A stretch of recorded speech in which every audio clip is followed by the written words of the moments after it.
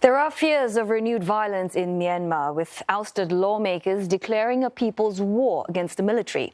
The National Unity Government has asked civilian supporters to specifically target soldiers and their assets starting today.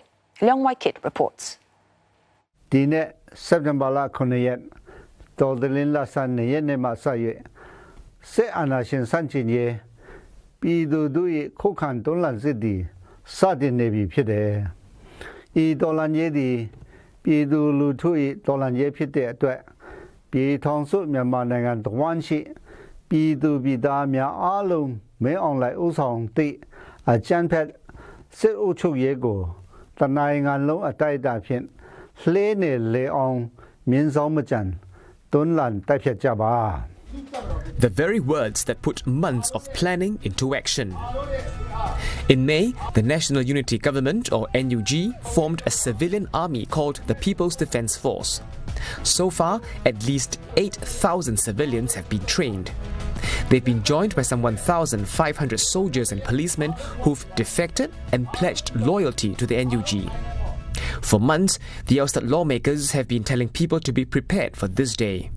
They've been told to stock up on food, water, medical supplies, but still, panic buying hit hours after the announcement. From supermarkets to the local markets in Yangon, people are keen to get what they can while they can. After all, the NUG has urged citizens to stay indoors for their safety. It's also calling on Myanmar people to revolt against the army.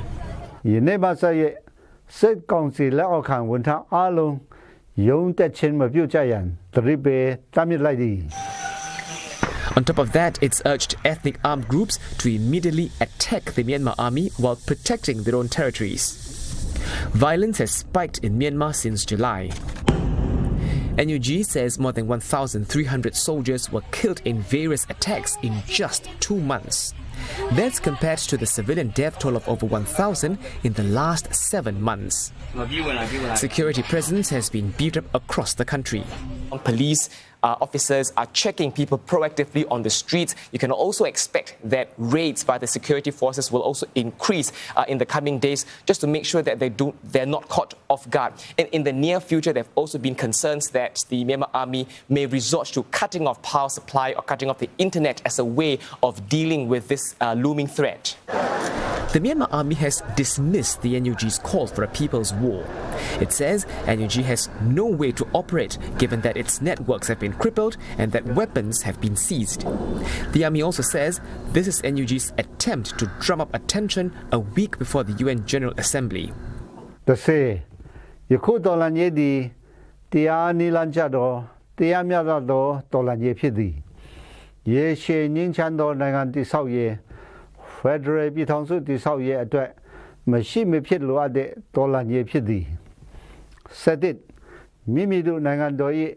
Pagadi a chain luacha lose on the pie in Nichin Nangamia, Ishan Nangamia, Kola the Macane, Kabat Nanga, Tidi Kale, Nale Bejaling me ho, Yongji Badi. But this could add one more challenge to ASEAN. Already, the envoy is having problems entering Myanmar and securing meetings with leaders like Aung San Suu Kyi. Even though the envoy says the army has agreed to a 4-month ceasefire to allow aid to flow into Myanmar, observers warn that if violence continues, even the aid won't make it into the country. Leong Wai-kit, CNA.